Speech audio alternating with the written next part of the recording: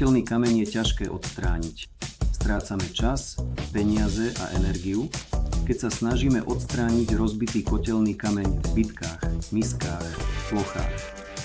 Veľmi často je to dôvod, prečo sa párny stroj alebo kávovar okamžite nepokazí. Nepredvídané výdavky sú nepríjemné pre každého z nás. Som v bytu u Sofie, pretože Pavel Vladimirovič, zastupujúci spoločnosť Softwater, rieši tento problém. Okrem skrátenia životnosti našich bytiek a zariadení, koteľný kameň môže negatívne ovplyvniť naše zdravie. Tvrdá voda poškodzuje pokožku. Ľudia s kožnými ochoreniami môžu zhoršiť svoj stav, pretože koteľný kameň sa usadzuje na textíliách, oblečení a dokonca aj na pokožke.